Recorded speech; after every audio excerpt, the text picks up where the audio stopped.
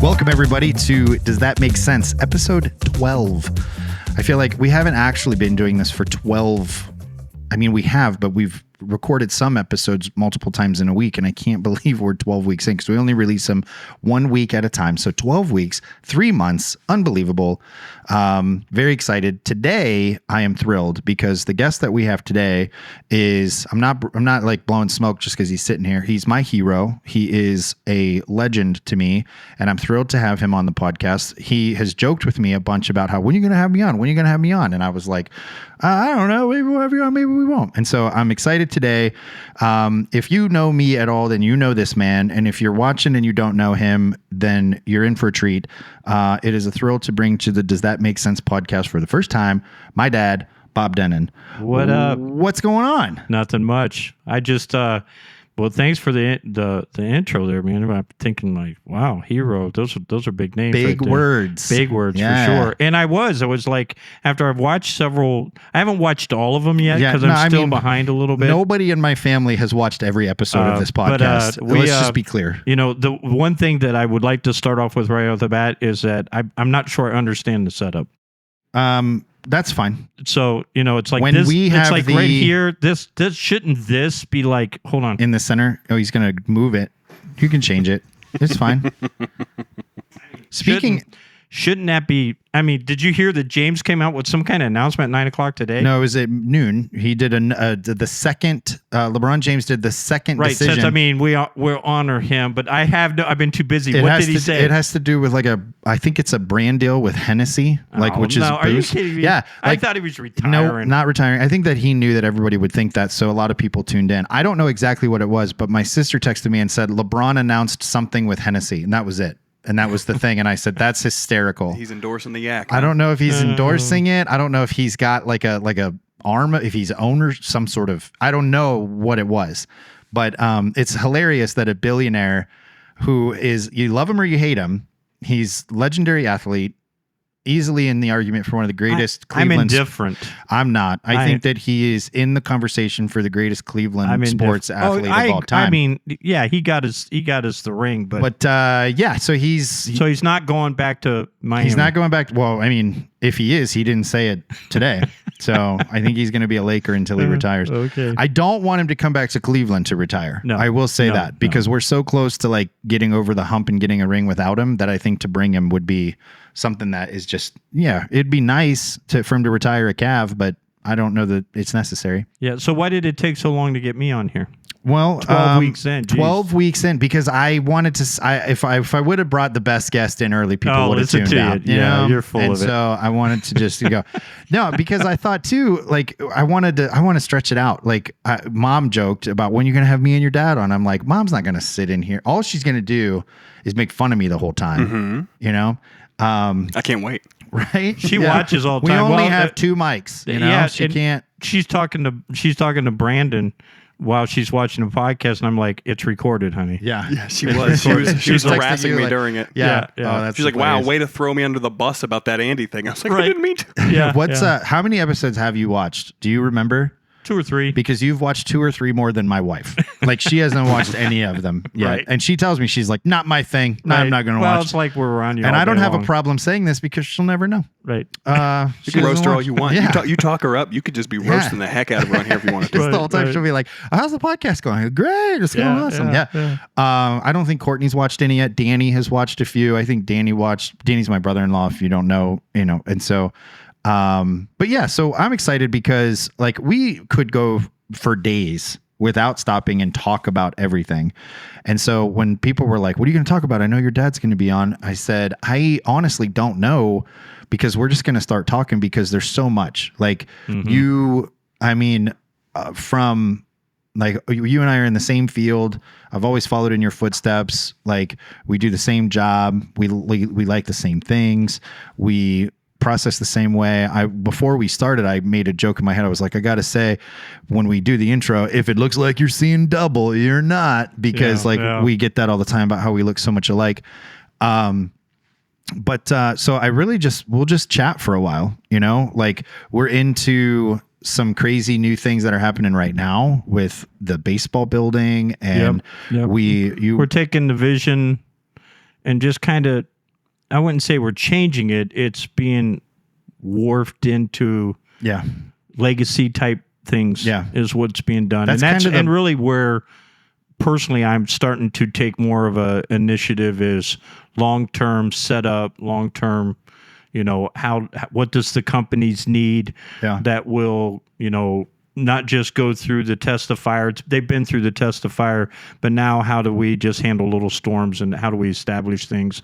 And the soccer fields, I mean, they've been clearing them for the last week and a half, this land over here. So if people didn't catch it in previous episodes, the studio sits in the basement of the Refuge building, which was the after school program for years. It was Safe House before that. Safe House zoomed in on the residential side. Refuge branched off. Refuge operated 5 days a week for 15 years. Yep. And then COVID hit. And then since then, we've just pulled back. We've remodeled the whole building. The plan eventually is to get the after school program back up and operational, maybe not at 5 days a week, but to offer something to the community. Right. But we're leveraging the space in the building now because we built a baseball building. We're clearing land next door to the Refuge building to build soccer fields. You've talked about a splash pad and some like other community activities. It's kind of, positioned itself or transitioned itself instead of just being exclusively ministry focused. It's really just about like community engagement overall, which I like too, because sometimes we know this, that when you promote something as a ministry, right out of the gate, you eliminate a certain percentage of people of being interested because they don't want a part of it for whatever reason. And so the sports thing is a big thing. Talk about the big red ball, because it's at Safe House. We use it at Refuge. It has to do with sports, but there's this theory that we had a long time ago that one of the best ways to reach young people is to do what we've called forever the big red ball theory. So why don't you break that down? Right, which we find out now that really has to do with rebooting the brain. Yeah. Which we didn't even know we were doing that officially until recently, 25 years ago or however long it was. And the big red ball theory is the fact that if we can, I'll give you an example. We used to have a young man that used to come in to the after school program when we were part of the church. This was a different building. Yeah, different building. And it was part of the church ministry. We still had called it Safe House, but we were pastoring full time. And we would have a young man that would come in, and at a certain time of the night, he'd either get in a fight, get argumental, just had problems. And I started to see a pattern that around 5:30, we were seeing that he was being difficult. And so I would start around 4:30 with a basketball or a kickball, and we'd go outside and him and I would just throw the ball around, kick it, play basketball, whatever. And I noticed that when we started to do that on a regular basis, the 5 o'clock meltdown quit happening. And then what we now know as far as official, with some of help of Courtney's education, is that we were rebooting his brain. Yeah. And to understand that in my terms is that when a child has come under trauma at an early age, all depends on the ACE assessment and all that stuff that we figured that out, is that there's different firing mechanisms in the brain. Yeah. And they'll get seared off. Well, they never grow back during this trauma that happens to these individuals at an early age. And so a lot of times the front part of their brain will disconnect from the back part of their brain, and they just can't think it back together. And so emotion comes, and this fight or flight kind of attitude happens. And the only way that we found out to get the brain to come back together at that time, not even knowing that we were doing it officially, was that if we could get them to do something with their hands or their feet or whatever, it automatically brings the front and the back of the brain together, and it lets them reason a little bit more. Well, what we did with the big red ball was we did it ahead of time. So we found some patterns that, okay, this happens around 5:30. For whatever reason, this is the time of day it seemed to happen. And then long term, we've been able to put this into Safe House and find out that through the, trauma-informed care and different things, that if we purposely try to set up a big red ball moment, or what we call the reboot moment, if a kid's struggling in school after 20, 25 minutes, staff will take him out, walk him around the campus and put him back in. That's all came off the big red ball thought pattern that I had. It was unofficial. There's no professionalism to it, what we were doing at all. It was just the fact that we were trying to keep this kid busy, not even knowing what we were doing at that time that was official of what we're doing mentally Was this the kid who took the ball and ran down the middle of Tibbetswick Road? Yes. Yeah, I remember that we had only been in operation for a few years at that point, and I thought, this kid's going to get hit by a car, and this thing's going to be over before it even gets started. Right. Because we could not keep him in the building. We could not keep him focused.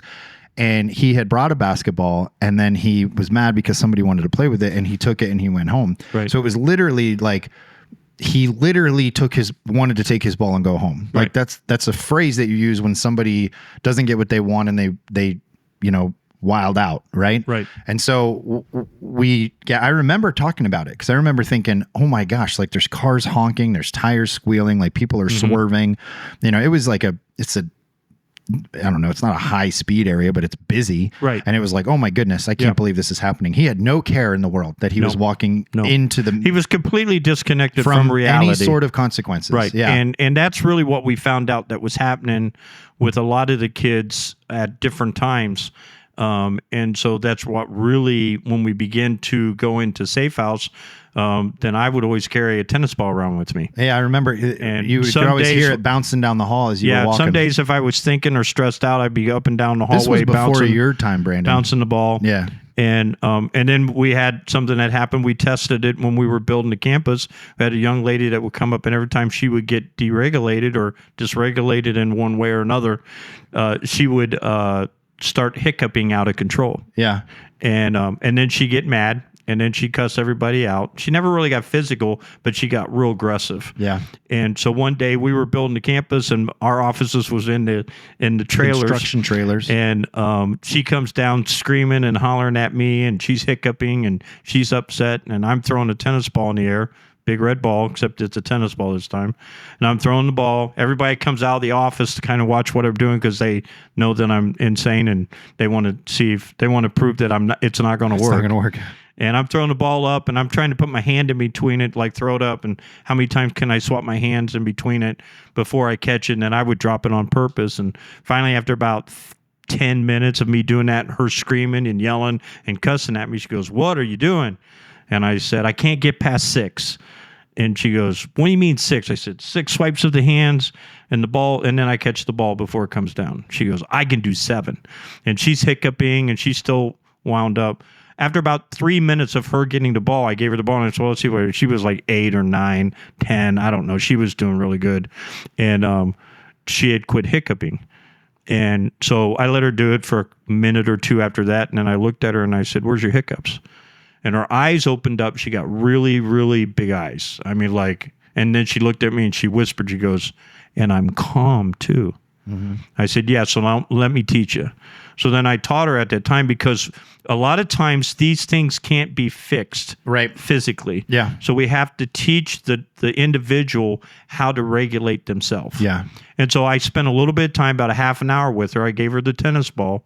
And I think we discharged her 3 or 4 months after that time that I had with successfully. her. Very successfully. Yeah. And we were able to teach her how to regulate herself. Now, we all do it in one way or another. There's different things that we do to regulate ourselves, and we don't even know that we're doing it. What we try to do with some of the kids that's in the world today is to deliberately show them how it's going to work, how the big red ball system work. And again, it's a God thing, because we didn't even know that this was even about mental health and rebooting the brain. It was just a fact of, let's go play ball with this kid and see if we can get him to not crash and burn by 5 o'clock. And it's different times. There's different times that kids will have different things. If they're thinking about getting a shower and something bad happened to them in a shower, or they were held back from food and around dinner time when they're starting to get hungry, or, I always say that there's two things that's out there that causes crisis in a young person. And that is the fact that, it's going to go away from me. Number one is the lack of value. They don't feel valued, right? Or they're afraid of something. Yeah. Those two things. And I've even told our staff that if a kid's in a crisis mode mentally, we need to identify the fact that even though we don't know what they're afraid of, there could be something afraid of. A young lady the other night, she was having a hard time, and I asked her, "What are you afraid of?" And she said, "I'm afraid my mom's at home and going to OD." Mm-hmm. And I said, "Well, I can't change that right now, but I can pray with you." Mm-hmm. And by just listening to her and praying with her a 30-second prayer, God watch over mom, keep her protected tonight. Mm-hmm. Her daughter's worried. Yeah. It calmed her down, and she was able to get back and go to bed. And so we've learned over the period of time that the mental health system sometimes becomes way, way more complicated in the fact that we've got to understand that we're living in a day and time of our world that a lot of times people just need to be regulated. Yeah. And we did that, 25 years ago? We were doing the big red ball. It's been, close to that. You had mentioned a phrasing that I want to come back to before we get too far away of it. You said ACEs. If you're unfamiliar with the ACE score, the ACE score is a scale from 0 to 10 that determines like a level of trauma. Mm-hmm. ACE is in a child from development. Birth to, is it 18? I think it's 5. It's in the first 5 years of life? It's older. It's definitely older than that. Okay. I don't know if it's all the way up to 18, but it's in like developmental years of childhood. But ACEs stands for, it's ACE. It stands for Adverse Childhood Experiences. And it might not be 18, but it's definitely like a range.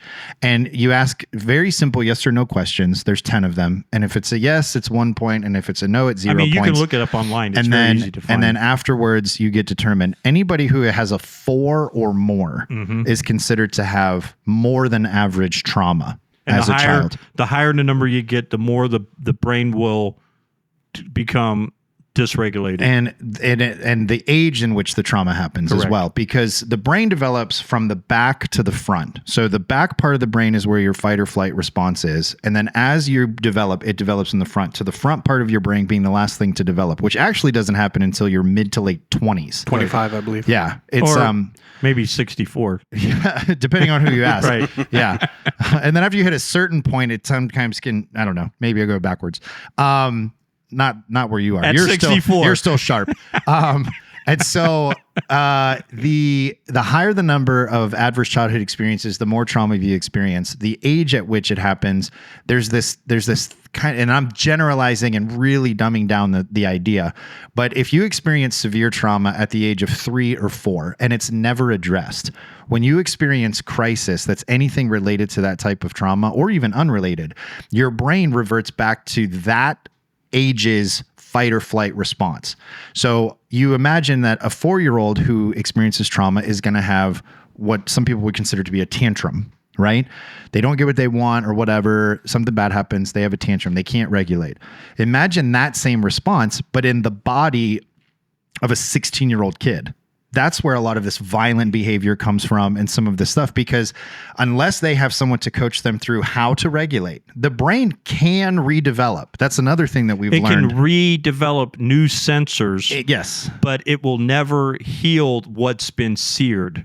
It never, those sensors will never come back. Now they'll grow new sensors, right, but they won't repair the ones that's been damaged. There'll be new ones. Which is where mental health comes in. And that's where the educational comes in, or you might have to help a little bit with some medication, rapid eye movement therapy. Yep. There's all kinds of ways that those things can happen. And it's biological too. Like there's so much of what we do that has a spiritual component to it, which the vast majority of people don't understand, right, which is fine, because I do think that and you and I have had this conversation that it's possible to veer too deep into that. Sure. Where everything is that when it's really not. In everything we do. You know what I mean? There's got to be a balance in all of it. And so, but so much of this is so much more biological than I ever imagined.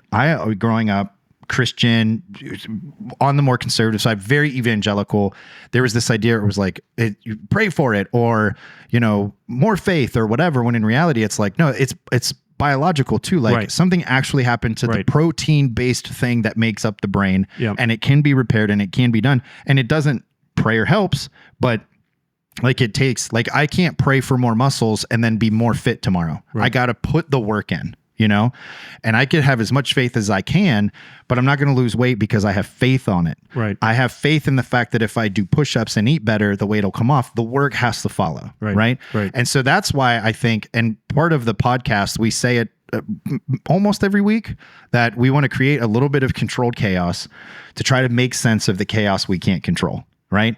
And one of the things that I think needs to be talked about more and discussed more, and stigmas need to be eliminated, is that concept of like mental health, asking for help, getting help, admitting that you don't know how to regulate in this particular situation or that particular situation. And we used to think that praying would solve that. And praying helps in a lot of things in life. Right. But there's certain things on the mental health side of it that we need more than just prayer. You need more than just this idea that like, I'm just going to have faith that God's going to heal me. It's like, again, not bashing that. Neither. No. We live in that space.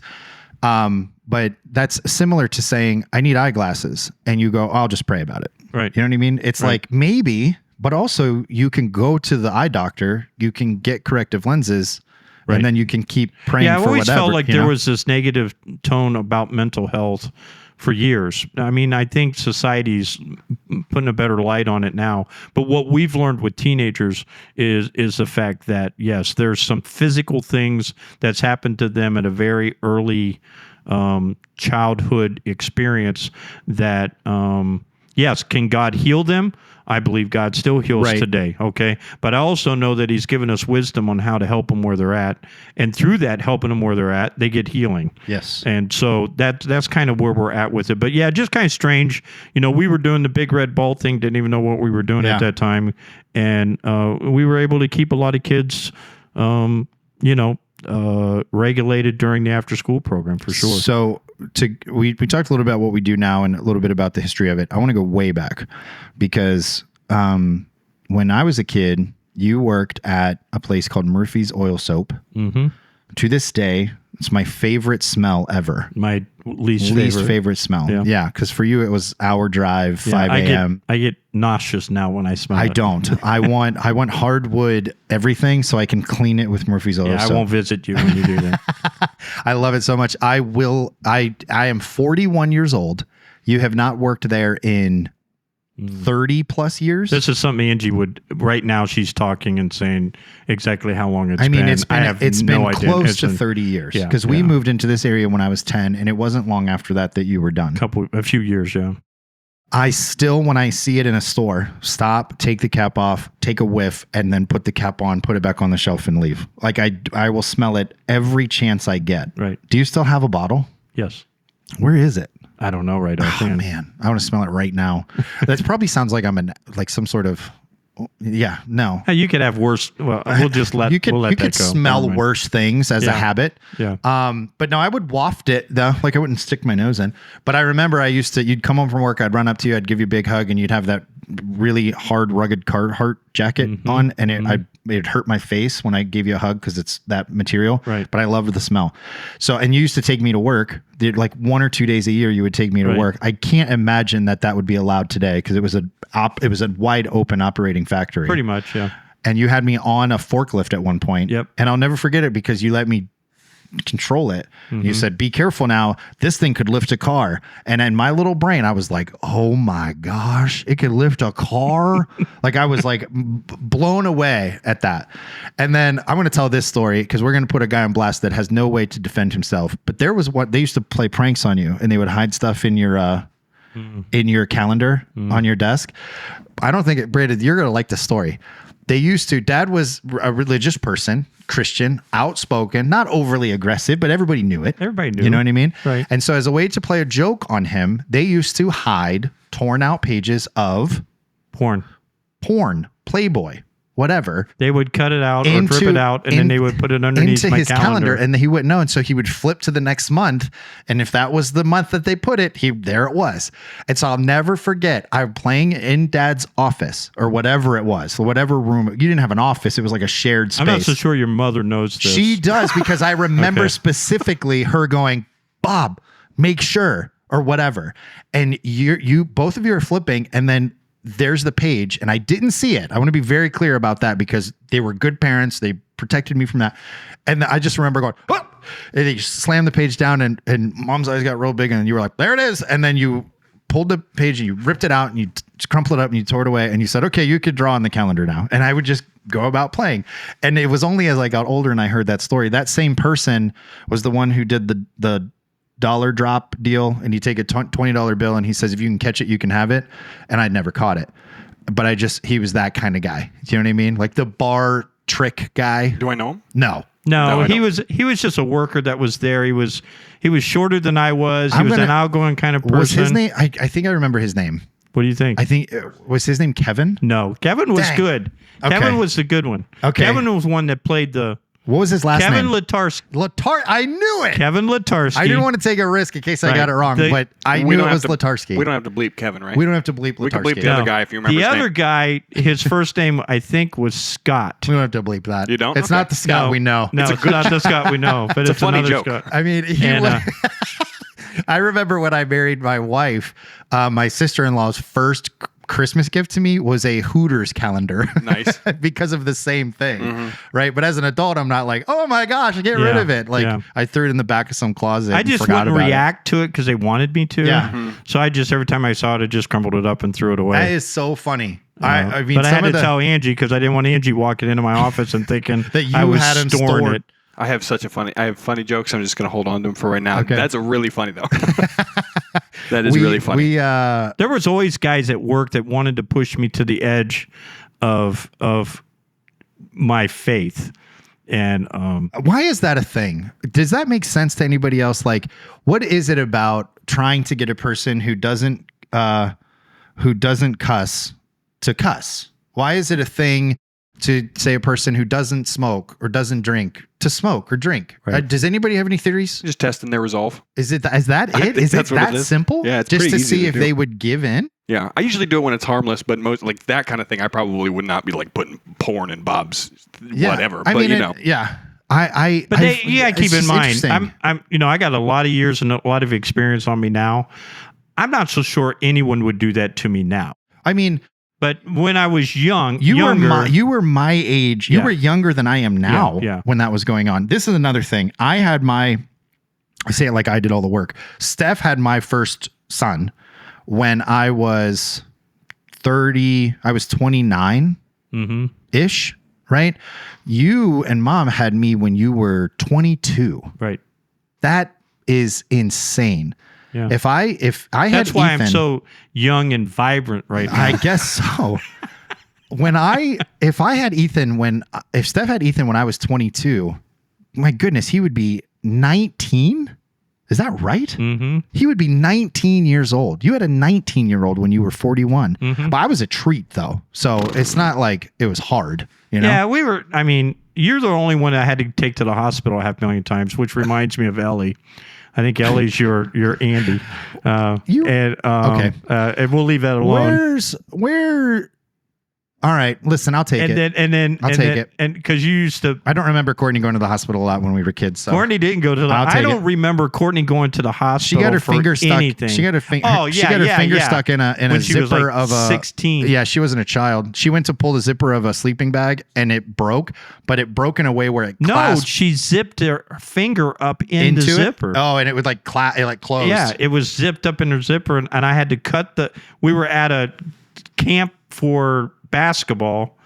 And I had to go in a room. They called me, and I had to cut the sleeping bag out and take this chunk of cloth because it was zipped up into her finger and take her to the hospital in Erie, PA. I remember. and they had to Novocaine it, and then they pulled it out. Is what they ended up doing. Is this some kind of like military grade zipper? Like what? Must be. I still don't know how she did it that night. They're plastic now, so I feel like no. This one was metal. Okay, Legend has it that the sleeping bag is still zipped up, and so So I was the hospital baby. I remember that. Oh my gosh! Didn't I bang my mouth on a? Yes. Ellie just. I said last week that Ellie hit her tooth. Yeah. I hit my teeth. Did I knock them out?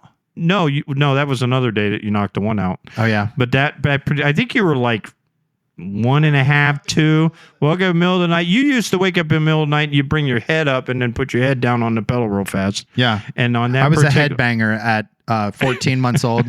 And then on that particular night, you brought your head up, and when you came back down, you came right down on the headboard, like right here. I mean, it just went.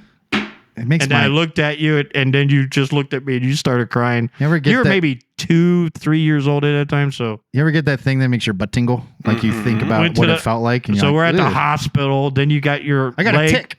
You got a tick. We went to the hospital for that, and then you went and you got your foot stuck in. I got my drain. Foot stuck in a drain. And we had to call the ambulance, and we were thinking about where we're going to have to cut up the floor. Concrete. To get you out. Finally, this lady with really small hands was able to slip your shoe off. By the way, that shoe is still Legend has it that the shoe is still in the drain. Yeah, if we never could get the shoe out. So yeah, I mean, how did this turn into this? I have no idea. Wait a second.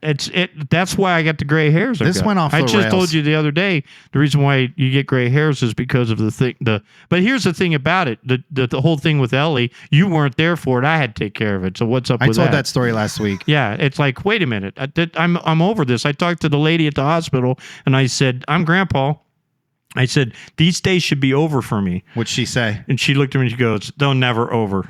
It's what she said. Do you remember when we were on vacation and Ethan fell and he had to go get a staple in his head? Yes, I went with you on that. Went with me that. I didn't ask you. No, but I'm glad you did. I didn't have much confidence in you at that time. Ethan was 5, maybe. I don't remember because Ellie was born, but Emerson wasn't. Right. And so Ethan fell and he split the top of his head open. And you did good with him. It wasn't terrible, but it was they enough. Had to put staples in. They numbed him. And if you're unfamiliar with redheads, apparently this is true.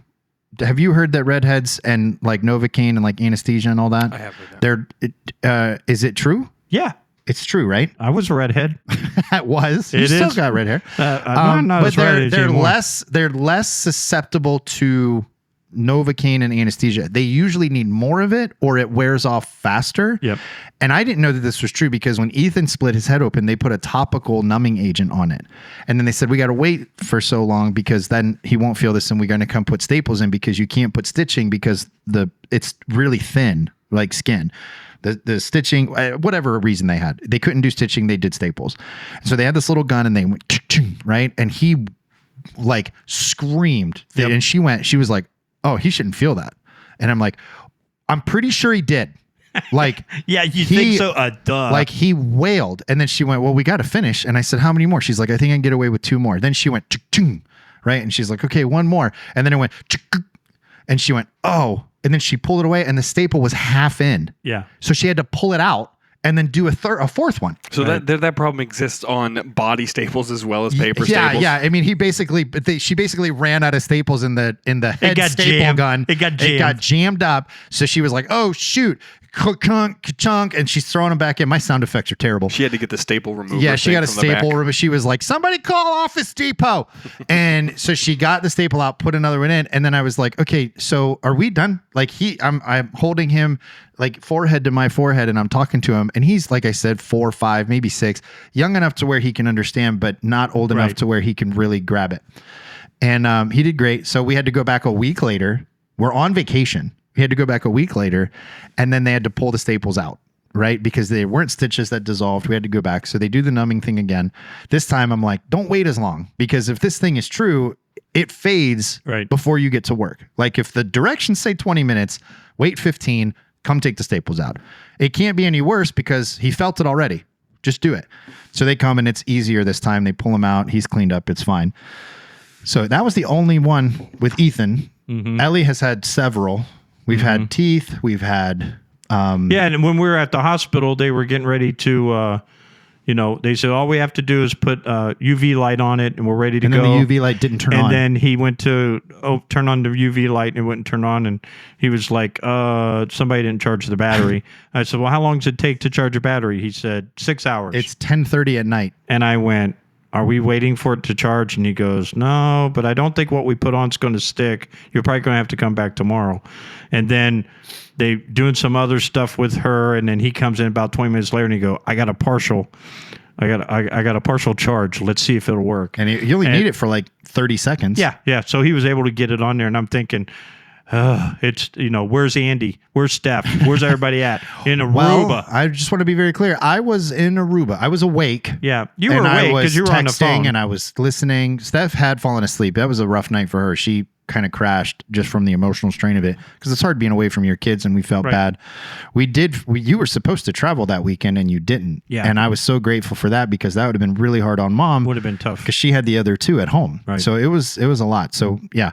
But one thing that I want to say too is when there was a particular story that I was going to talk about, because there's something that I always remember talking about fatherhood and talking about those crisis moments. There was one time where you, working at Murphy's Oil Soap, you worked with a lot of like hazardous material. Mm-hmm. And there was one time where there was a spill. And I remember that you were in charge of the cleanup crew. And Mom, we had a landline, typical stay-at-home mom getting a phone call in the kitchen line. She's talking, and then she hangs up the phone. And she's like, your father's not going to be home tonight. He's going to have to work late, da-da-da-da. And then earlier in that week, you had said that you were going to take us to see a movie the next day, right? And talk about fatherhood. This is one of the stories that I tell people when people are like, man, how do you do everything that you do? Like, you're a dad, you're a husband, you got business, da-da-da-da. Because you taught me this. You worked for 40 out of 48 hours. You slept in your truck that night? No, it was 3.5 hours. 3.5 days. Okay. It was Monday through Wednesday afternoon. I had maybe 2 hours worth of sleep. Through the entire time? Yeah, because we had it was like he was on a movie set. We had a major spill that had hit the creek, and it was moving down. Yeah. And so you had to... And so I was working. Capture water. I was working with hazmat crews. Yeah. We had to dam up the creeks. Then we had to pump all the water out. We had to treat all the water. It was just nonstop. It was, and nobody could leave. So finally, we got it cleaned up. We got an okay from EPA that it was cleaned up. And of course, I wasn't responsible for the spill. It was just a spill, and we had to make sure that we did it. And then they realized that I was too tired to drive home. Did they drive you home? And so, yeah. So the plant manager said, we're going to drive you home.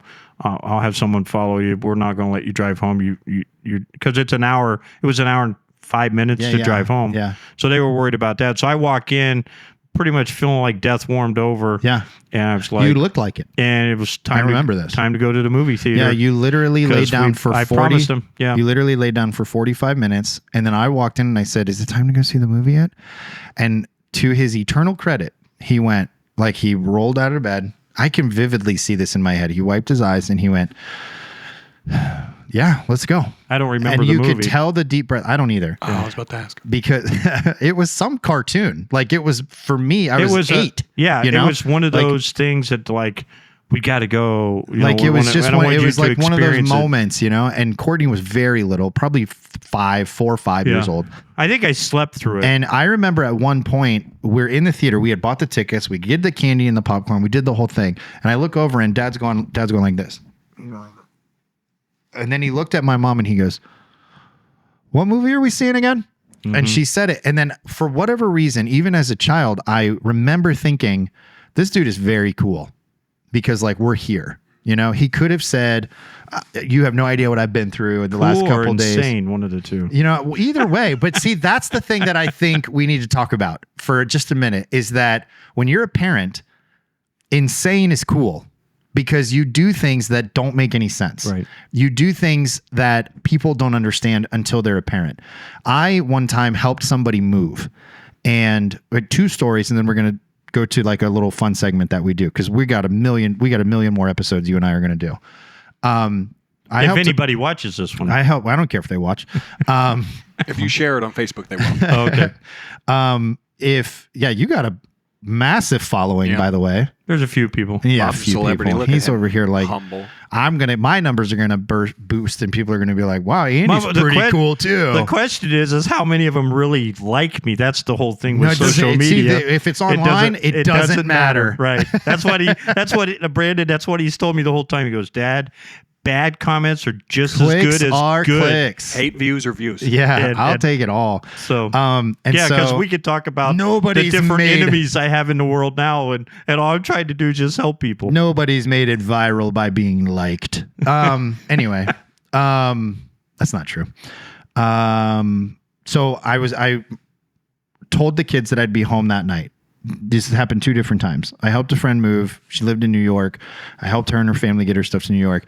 So I woke up at 4:45 in the morning, drove the 6 hours to New York, spent 10 hours in the city helping her move, getting her settled, and then drove 6 hours back. It was a 22-hour process. I remember. I through thought, 24 hours. What a stupid man. And but I wanted to be home the next morning when the kids woke up. Insanity. Doesn't make any sense, but it made perfect sense to me because I told my kids I'd be there. We go to ICAST in Florida, 3 years ago, right when that Delta, the Microsoft upgrade threw off airports for like 4 days. Do you remember that? I do. And so we're supposed to fly home that day. All the airports shut down. We're sitting in the middle of ICAST, and I said, we're not turning in this. We can't go. Well, I said, we are not turning in this rental car. I dropped you off at ICAST, and I said, I'm going to find a Hertz rental company, and I'm going to tell them I have to change the drop-off location to Pittsburgh, Pennsylvania, because that's where we're flying into. Drive home. And we were in Orlando, Florida.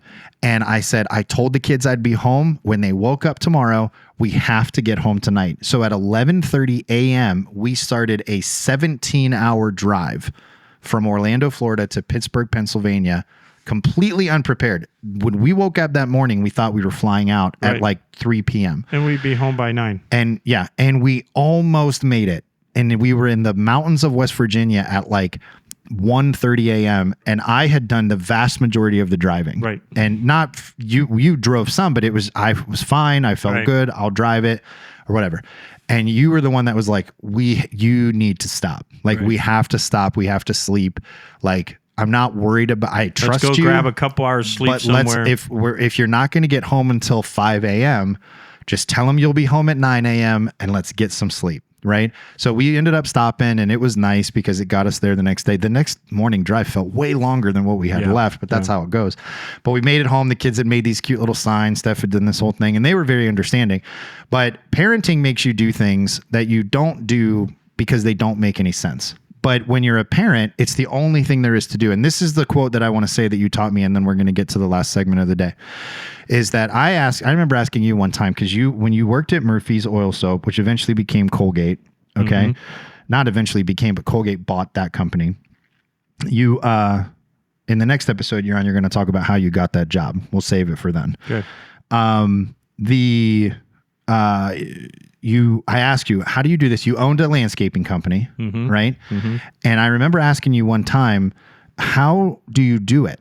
Like, how do you not miss a single meal? You never missed a dinner. The only time I remember you definitively missing a dinner was the cleanup. Right. It never happened. We always ate dinner at the table. You always had these funny jokes about pop cans, and if you tap 3 times, they won't fizz, and then they fizz, then you cover it up, and you're like, see? Like, all these little moments, right? And I asked you when I was a little older, I said, how did you do it? And you leaned in, and you said the most anticlimactic thing ever, but it's resonated to me forever. Do you remember exactly what you said? No. You leaned in and you said, Andy, you just do what you got to do. And then you just went on about whatever you were doing. There was no this profound idea. You just said, you just do what you got to do. And I can't even begin. You might in your head, you were like, I wish this kid would stop asking me questions. I'm just going to say something to give him an answer. But it has defined, like I'm not a young parent, but I've been a parent for 12 years. It has defined my professional career. It's defined my parenting lifestyle, my personal lifestyle, that sometimes you just got to do what you got to do. And you start, and then you keep going until you're finished. And then you rinse and repeat. And then if you do that enough and you do it right, it works. We're capable of as human beings to do a lot. Yeah. It all depends on what drives us. Right. And family's always driven me. Yeah. Everything that I've always done in life has on the backside of things is how will this affect my family short term, long term. Right. And how do I set my family up? But it also doesn't. I'm this way with everything.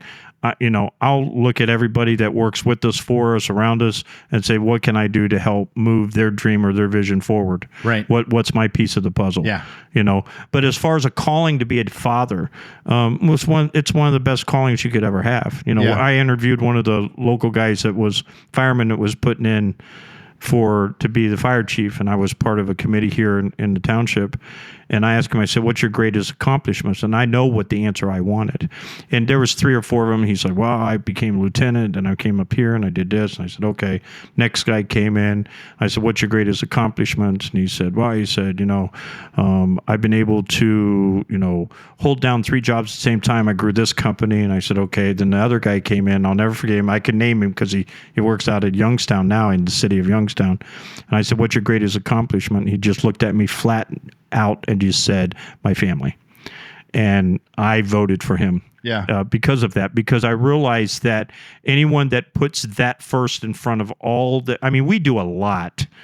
And I get that question just as much as you do. How do you're so busy and you do so much. I don't feel busy. That's what I say. I don't feel busy. You've heard me talk about this. I always say it sounds like it's a lot more than it is. I could imagine doing less. Yeah.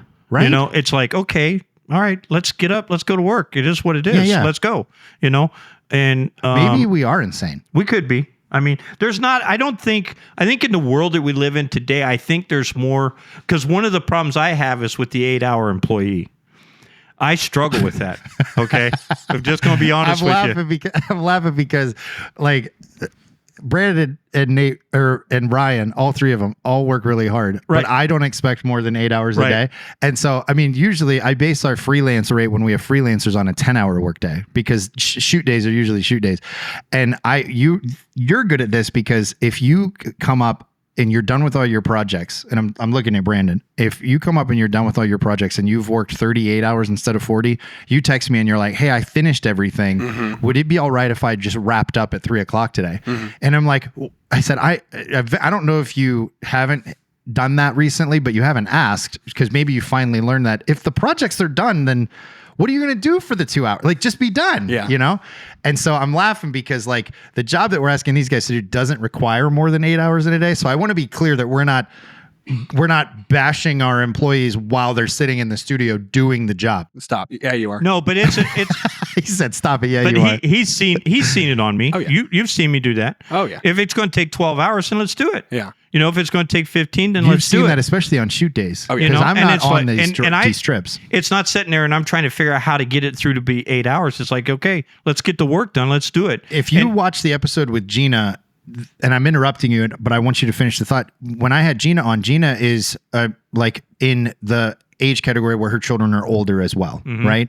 And so she had that same thing where she's like, it is odd, like how younger people, the work ethic that they have now. And she's like, it's not a bad work ethic necessarily, but I used to look at it and go, what can I do and how can I serve you? And then, can I please do more? And that's just a different question. That doesn't get asked now. And so I'm like confirming what you're saying, but continue. No, it's like, if it takes more hours than 8 hours, I guess Colgate taught me that. I never wore. If I could get the job done in 6 and go home, I would. Yeah. But if it needed 14, then I would stay and get the job done, and I'd leave at 14. Yeah. And my mindset, or the drive that's inside of me, is that I struggle with that whole mindset of punching the card and not punching the card, and say, okay, I'm on the clock, I'm not on the clock, or the conversation of, well, really, this is not my job. Those are the things that, as an older gentleman now, and I can say that because I'm older, but that drives me insane today. I get it. And it's like, let's do it, man. I don't want to sweep floors, but if the floors have got to be swept tonight, we're going to sweep the floors. And I think that we can and I say, don't know how we got on this. I want to have this conversation in another episode because there's more to it. But Yeah. I think that there's a certain level of dysfunction and unhealthiness to that work ethic that was created by a system that was like, you're mine for the time that you're here. Right. And you're either going to do what I want, regardless of how it affects your mental health or your personal health. I've never worked, even when I've worked for other people, I've never worked for other people. Right. And that's what I think is that's where the thing. I work for me. Yes. Even if I'm being paid by someone to do a job, as long as that job needs to be done, that's my job. Right. And I'm going to do what I need to do. And I think that's the different from an 8-hourly kind of person. I've never been that mindset. It's like, okay, I've got a job to do today. I might not like doing this job. Now I can be picky now. Right. I can put it on other people if I want. But if it's like, okay, let's go do the work and let's get it done. In the same way that I think that there's a certain level of dysfunction and unhealthiness about going, all right, if my boss needs me to stay for 9 extra hours or 7 extra hours or 4 extra hours or whatever, I guess I'm going to do it because it's my job. I think that's fine. I think that's fair. In the same way that too much of that is not great for the work-life balance or whatever. The opposite is also true, where it's like, if you're not willing to give anything towards the company that's paying you, either that company has not expressed how you're valuable to the vision, right? Which is a completely different conversation as well. Like, you can work or you could work towards something. Right. And if you are a part of a company that has vision and allows you to scratch a certain itch and be a part of something that's bigger than themselves, I think people are going to be more inclined to put that time in. And it's just about how it's communicated. I've never worked for a bad company ever that I can remember. Well, you only, okay, as far as I can remember, you either worked for one company or you were your own boss. Right. Okay. But we talk about two different folds. If you've got a boss that's working you 15 hours a day and he doesn't look at it 2 or 3 days from now and he keeps trying to work you 15 hours a day, that's wrong. Right. Okay. But what allowed me, and what brings us all back around, what allowed me to, at the movie that night, was that I had a job to do. Yeah. And the job was, it wasn't about me sleeping. It was about accomplishing my calling, which was to be dad to my kids. Right. And I think that's what was the driving force for me. So just to, kind of bring it all back around. It's cool to talk to your dad about fatherhood. All right. Before we wrap, we do something. Is this sponsored by Calves? It's sponsored by 86, 87 Calves? Yeah, it should be. No, and by the way, if you're watching and you don't know this book here, great leadership book right there. Let me see that one. Yeah, I don't know if just this got the signature on it. I don't know. We're gonna find out. And have you ever told anybody about the marbles yet? Yes. Okay. All right. See, I haven't watched them. This one is not the one that's signed. Right. I think I've told this story, but this was a book. Not this exact one. I still have the exact one. I think it's on my shelf in my office. But it's the book that put me on the path to like being a leader. Sure. Because when I was 15, I wanted to be like my dad, and he was reading this book, and I saw it sitting on the table next to the chair, and I decided to read it. And I think you were only a couple chapters in, and I've never given it back. No. Like I had to go buy another one. I went and, we've bought several since then, but I still have the original one. I never gave it back after I read it. Right. I've been to countless leadership conferences since then, both with you and on my own. Mm-hmm. And so this book was the thing that just really pivoted me into falling in love with the concept of being a leader and influencing people towards a common goal and a bigger picture vision. And if you read the book and understand the book and become a great leader, you won't abuse the people. Yeah, you won't create abuse a company that people are like, I'm going to go to work. Back here, it doesn't look good on your desk. It doesn't look good on my desk. Okay, so at the end of every episode, not every episode, but a lot of the episodes, we do a little segment where we have the guest watch some online. We watch some videos. Oh my! And we talk about them for a little bit. Some of them are stupid. Some of them are serious. Did you do this some of them are silly. purposely, knowing that I'm going to be here today? We've done it with almost everybody. But Brandon, did you do this purposely that I'm going to be here? I picked the video specifically for you, if that's what you're asking. Geez. So here we go. How long have you known me? About as long as Andy, probably. About as long as you've known me. It's been a long time. About as long as Andy's known you. Mm-hmm. No, I mean, what's it been? I mean, gosh, 20 years. Yeah, just about something like that. And so, all right. So, what's the first one, Brandon? All right. Break so, it down. you guys ever seen those like Roomba lawnmower things? They just set it up, they press go, and it goes. All right. So this guy didn't have the money for it, but check this out.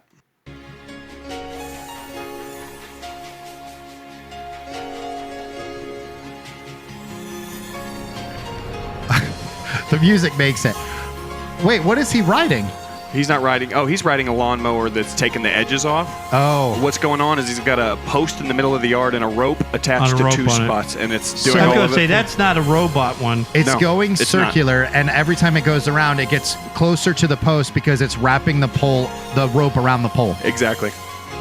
Is that man smart or stupid? He's smart. I think he's brilliant. He's cutting his time in half because he's getting 2 jobs done at once. Smarter, not harder. He's edging, and at the same time, he's cutting. So he's got the handle wrapped up with something like a bungee cord. So it'll just run. Yep. So it'll just keep running. Yep. And there it goes, finishing it up. He's doing the other stuff that he would have done afterwards. If he edited this, the music's perfect. It is. I agree. And then it just wraps it up. Oh, there he goes. Listen, I'm going to be honest. Look at that smile. Yeah. He looks like PD a little bit. He's so proud. That is something PD would do. Yeah. Also, if that were me, I would hate a circular line pattern in my yard. You got to do stripes. Yeah. Oh, yeah. It's going to look like a crop circle in the middle. I mean, I grew the whole landscaping company in Elyria off of how we did the stripes. I had more people come to me, I want my yard to look like that. I'm like, okay, you got to pay this much money. And then they'd hire me to do their yard. The thing about stripes, though, is that he only went one direction the whole time. In order to get good stripes, you got to go different directions. Oh, you know what? It drives me insane. People don't know how to cut their grass. Mm-hmm. Yeah. It's like, wait a minute, what's this? I mean, the guy that comes and cuts my grass, I don't cut my grass now. Listen, pause. Yeah. He's over here like, I had a landscaping company. Da, da, da, da. And then the next sentence was, the guy who cuts my grass. Right. I don't cut grass anymore. So for some reason, what I used to really love years ago, I don't love anymore. And grass cutting is one of them. But it'll drive me insane because when he's done cutting around the pool with the push lawnmower, he'll run the lawnmower straight back through the grass that he just cut on the main lawn, and you can see the 2 stripes. That are the same. Not just the wheels. He wasn't running it. Oh. But he'll just run straight up to where his truck is, and it messes up the lines. Is he on your Facebook? Probably. If he is, Mike, don't do that next time. He'll probably watch it when he sees it. Oh, so, Mike, man. that drives me freaking insane right now. Oh, man. Just to let you know. Over here, just dropping bombs. All right, what's the second one? All right. Mike cuts my grass, too. I have no complaints, Mike. That's right. Because I hate cutting my grass so much that I don't even pay attention. He comes and he's not there when he's done, and then I'm happy. Right. All right. So awesome. Speaking of driving in circles, this one's called Ghost Donut. He's not in the car. He got out of the car. Isn't that insane? Look at that. How is that happening? I have no idea. He's not getting back in. Buckle up, Bubba. He jumped over the car, sort of. He's on the other side. He's talking to the crowd. Doing a lot of flexing. I mean, whatever he's doing, this thing better be secure because that's a lot of people. You know what would happen if I tried to do that? I'd run over 5 people while I'm trying to flex. He's going to get back in this car, isn't he? Is this like a fair? Bingo. Oh, he did that so easy. Easy peasy. Look at that. Taking a selfie. Low He's over angle. here like, this looks like a DJI GoPro commercial. You notice when he got on there, it slowed down now? Oh, yeah, a little bit. And you're going to stop. One more. The sound's driving me insane. Yeah, I know. It's a long... Oh, one more. And he's gone. Okay, he's got too much time on his hands. For sure. I have no words for that. Right? That was wild. Isn't that wild? Yeah. Yeah, I've had that one. I can't believe I just spent 30 seconds watching it. Yeah, it was a lot longer than 30 seconds. Oh, wait. The internet is full of it. Okay. We got 2 more? That would be one that I would just... 3 more. Brandon, if you got thinking that interests me, that would be the one that we would just go, whoop, and keep going. Well, listen, Bob, I'm not your algorithm. How about this one? Tell me about this one. This one you might like this one. This one's called give me a good one. Thou shalt obey thy parents. Oh, okay. It says, dads, when the sermon is children, obey your parents. Oh, okay.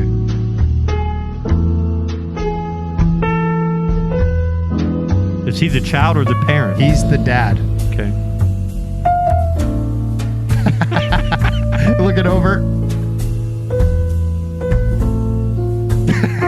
I've seen that look more than once. Oh, yeah. I remember when I was a kid, Dad used to, he would snap his fingers. If I was goofing off on Sunday morning, he'd snap his fingers. And then the next thing would be the tapping of the pew. And then if I didn't respond after both those things, he'd flick me square in the back of the head. Nice. What did I used to do when you guys were in the back seat and you and Courtney would be fighting and driving? If you don't stop, I'm going to pull over. Yeah, but I used to also put my hand behind the seat. Oh, you would grab our knees. Yeah. Yeah. Yeah. Mm-hmm. Yeah. So earlier today, we were talking about a couple different types of therapy and whatnot, like the red ball thing and all that. So this one is an example of exposure therapy. You guys ever watch Maury, the show Maury? Yeah. Check this out. Oh, no. She's afraid of olives. What's the matter? I don't want no olives. What? I don't want no olives here. They don't want no olives. Here. Olives? There are no olives here. Olives? Please, no do. All right, wait a second. Let me ask you something. My God, you're holding onto my hand. He's going to pull it off. Sally. Look at her. Black olives or green olives? Any kind. Here. Doesn't matter. Okay. Why olives? Because they remind me of dead people. Why do they remind you of dead? My grandfather sat up in his coffin and looked at me when he died. What? So he looked up at you when he died? With green eyes. With green eyes. Like him. How old were you when this happened? 7. There's trauma. And you really believe that your grandfather came right up out of his coffin and he had green eyes? And ever since then, Maury is not a trained professional mental health therapist, by the way. Okay. Now, This was for... can't even go down the aisle of a grocery store?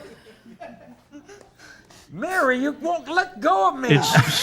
There's Is this Bring out the real? olive. Oh, no. Hang on. Here it is. You missed it. won't let go of me. Bring out the olive. Whoa. You see the way she yanked that lady? Yes. Sally. Sally, I don't have anything. I think she's a little dysregulated at this point. I have no idea what to say. Is that the end of it? Is that the end of the clip? Yeah, it's the end of the clip. Yeah. Show it again how she yanked at the lady. Yeah, the way she yanks that lady, man. That's how you I know thought she that- was zooming. I Look thought at that. that lady... Right there. There's the lady. She She's trying to grab yanked? her. She's trying to grab her, and watch what happens. It's like trying to grab onto a bull. Look at this. She's... Yank. Jeez. I thought that lady was trying to tackle her. She's trying to stop her from running away too I've far. never seen anything like this before in my life. Yeah, no, he stopped doing this kind of stuff. Yeah. He stopped doing this kind of stuff. Started doing like the you're not the father thing. The Yeah. paternity Oh my tests. goodness. Yeah. I mean, the sad part of it was that, and I hate to bring seriousness into something that could be funny, but No, this is tough. right there's a perfect example of what we were talking about as far as a 7-year-old being traumatized that was never dealt with. And then all they're doing is re-traumatizing her by doing what they're doing, and the audience was laughing at Our her. exposure therapy on national television is not exactly exposure therapy. No, it's not. I mean, well, so she signed up for the Maury show and said she was afraid of olives, so she should. She kind of Well, knew. yeah, she set herself up there for sure. But the comments on this are really funny. I'm not going to pull What's it up. her name? Mary, let go of me. I think it's Mary. That's right. It was Mary. So instead of Karen, it's Mary. It's Mary. Yeah. Oh, wow. He had a One of the Karen joke. comments was, "There are no olives here." Maury lied as naturally as he breathed. We don't have any olives. Mary, let go of me. I can't. Bring out the olives. Yeah, the way he Yeah. says it, someone else said it sounds like he's authorizing an execution. The way he says, "Bring out the olives here." Listen. Of me. Bring out the olive. Oh, jeez. She goes running. Yeah, she goes What wild. if they would look at That's this guy? crazy. Pause. Don't close it out. Look at the dude. Yeah, he's like, He's okay. like, Is this real? Is it not He's real? over here like, I'm an 8-hour employee. Get me out of here.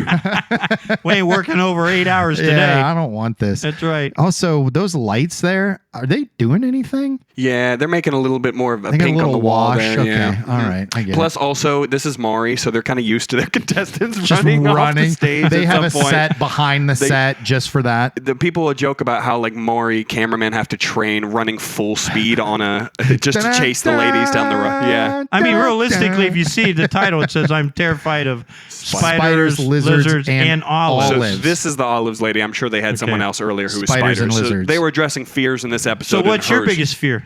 Oh, man. Probably olives. Yeah. Biggest fear. I don't know. I really don't know. Probably. We talked about this Working with more than 8 hours. We talked about. Oh Not my me. gosh! Not me. I'll get the He'll job get done. the You know job that. That's right. done. I'm picking on Hey, it. over here. It's hard to say. I don't know. I You guess don't have a fear? I mean, I used to be like super duper afraid of spiders, but the older I get, the less afraid of them I am. I used to have panic attacks when I go into a room. This was right after Mom had died. Yeah. And I don't know if it was part of the whole thing with Mom dying or not, but I used to go into rooms that would have balloons, and I'd freak out. Really? I didn't want to be there because I was afraid the balloon would bust and it'd make a loud noise. Yeah. And I remember my sisters having to bring me home because there was a balloon in a room. Really? And I was freaking out. I remember freaking out, being scared to death of it. And then my Uncle Bill used to take me to the fireworks, and the same thing happened to me in fireworks. I didn't like loud noises. Now they don't bother me at all. But when I was a kid, I was petrified. And it only happened after Mom had died. It was a period of time. So I don't know if that was just part of the trauma of what I was going through in life or not. But I remember that. I don't know if Vicky's watching this or Pam. I think it was Pam took me to like a church function, and there was like balloons hanging up for a celebration, and I freaked out, started screaming and crying and wanted to leave. And I remember, I don't know who it was, but they were very frustrated with me, and they took me home. Yeah. And then I remember Uncle Bill took me, and of course we were real close to where the fireworks were being shot off at, and so it was extra loud. And I remember him put me in the back of the car, and I was in the floor of the car crying, wanting to go home. Really? And so I remember that. Well, we'll call Maury. Yeah. Get me on there and bring in a balloon. We'll pop balloons. Yeah, next time I come on, you have balloons. As bad as this does look, I will say this is nothing like the Springer Show, though. They really Did you see that documentary on Netflix? I don't think I actually did. Did you watch the one about Jerry Springer? Yeah. Insane. Yeah, that's like, wild. Criminal. Yeah. Like, yeah. And it was the producers more than anybody. He was kind of just along for the ride. I mean, he was kind of like... I did see it now that you mentioned it was the producers. And the way that they talked, like some of them were even like, we were afraid for our jobs if we didn't, like, this is what they told us we had to do. So is that what we're ending on? That? No, I got one more. It's a little more fun. I was going to say, what are you doing to me? You only got one more? That was pretty tough. Yeah, I we only got one more? now. Okay. All right, what is this first This of all? one's called Thirsty Fish Gets Bounced. Pô, não sai de cerveja, nós sai de cerveja só pra dar pra peixe aqui, ó. Ó, tá dando até bicota, ó. I want to know what it is. Ô, nego velho, bom na cachaça, assim, esse é pior que o tubarão, que é o lição, ó. Aí, ó, tá bom, chega. Você vai embora, tchau, tchau, obrigado. Foi embora. That's how I feel when I catch an 8.5-inch crappie when I'm needing one keeper. I just throw them back in the water, could care less. How did the fish get on the edge of the boat? Your guess is as good as mine, boss. Like, he is perfectly positioned. His little fins are holding on. Is this real? I do believe this is real. This is before AI started getting really good. This is old but gold. This is one. Yeah, I do believe this is real. It's not a huge fish. Like, it's... Slow down once you see me hit it. It's over here like, Tá bom, chega. Você vai embora, tchau, tchau, obrigado. Foi embora. Get out of here. You're drinking all my beer. He's like, Was it beer? I don't know. Who knows? It's Let's make it up. Yeah, it was beer. He's yeah, getting drunk. he's over here. Yeah. He's like, Now, is there a law against getting fish drunk? You know, well, we got to not do in a this segment. country, We got to do a whatever country segment this is. where we talk about random, like, stupid laws that still exist. Oh, yeah. that's a good one. I got a few right fun. off the bat. Or give me one. That's all the videos I You have. So got give me one. You got a law? That's Do you all know the- a law that exists that's stupid? Oh, there's all kinds of stupid Yeah, the stuff. speed limit. I'm Speed just kidding. limit. Why would you want to keep me at No, 55? I know. Like, there's like a True. law that like you can't wear like sandal shoes on Sundays. There's like, different states that have different stupid ones. We need to look them up. Yeah, there's some Brandon, dumb that's laws. your job. To look them up. Yeah, to we look gotta them up. find out. We can. We are at 1 hour and 10 now. So What- this is what's- gonna. what's- Real a- quick, let's just find What's one one random stupid law All right. in Virginia? Stupid law in Virginia. Right. Let's blame Virginians. A ban on trick-or-treating, a law against flipping a coin to decide who pays for coffee in Richmond specifically. Is that a real law? This is Google AI. So, How? The prohibition of hunting most animals on Sundays, and the former rule requiring husbands to wave a red flag in front of their wives' cars. Many of these are outdated and not enforced, but some, like the general prohibition of spitting in public areas, are still technically on the book. So you can't spit in public areas, sounds like, either. In Virginia. In some places in Virginia, at least, yeah. I want to know how they enforced at any point in time. What Yeah. was the first one? The one that I thought was the most interesting was the can't flip a coin to decide who pays for coffee. So In Richmond. you and I are sitting in Richmond, Virginia, That's what it says here. Starbucks. I'm just going to stop there and do and it. it's like, Just you do want it, I got it. And then we flip a coin and then it bloop, bloop. Like they show up. Yeah. Like, how did they enforce the law that's ridiculous? that's the flipping coin officer that watches that. You know, like the parking officer that gets you when you park your cars. Yeah. Especially in Youngstown. Youngstown's got a dumb one. Well, it's not that dumb, but you will actually get a ticket if you run out of gas in Youngstown. It's one of the only cities in the country where you'll get in trouble for running out of gas. Stupid law. I don't know if this is true. And you know what? Let's do something. If there's anyone watching, first of all, let's have them. It's the second time he said nobody watches. Slam, by the way. Go ahead, Bob. Let's. Jeez. I mean, it is what it is. So when you edit this, Brandon, cut it off right now. Okay. Like right when he starts talking. Let's get some people to put in the comments of what they have found to be the stupidest law that they have. I like to read some of those. Yeah, I can already tell you now. Nobody's going to comment. I've been thirsty for comments for 12 weeks. They won't give them to us. Yeah. I'm just kidding. Dumb laws. All right. We are wrapping. Okay. Hey, thanks. It's been fun. It's been fun. We'll do it again. We didn't touch on half of literally I jotted a couple of things down, had a lot of mental notes, and I was like, by the time we get into it, I know we're not going to do any of it because I could talk to you. There's so many sons who don't have any relationship with their dad. There's so many sons who have these awkward relationships where they don't know how to be vulnerable. They don't know how to have conversations with their dad. And then there's me and you. Mm-hmm. And I love you. Love you, buddy. It's so cool that we get proud to of you. work proud together. Of you and Courtney both. You guys have incredible. It's incredible to watch you grow. Got a great family. Wins across the board. Win, all the way, all the way. So it's been a pleasure. I'm excited. I hope you guys enjoyed the episode. Episode 12, we're going to have Dad back on a whole bunch more. We'll have my mom on. She'll be fun. She'll be fun to have on. You without me? No, she probably needs to be on with you. Oh, I don't know. I'd do it by yourself. See what happens. Yeah, I mean, she'll be down. I don't know. She's going to bash Brandon the whole time. That's fine. I'll get her back. Be like, change your voice in the edit room. What's going on with Miss Ange? All right, everybody. Episode 12. Does that make sense? Thanks so much for joining. Stay tuned. We'll see you next week.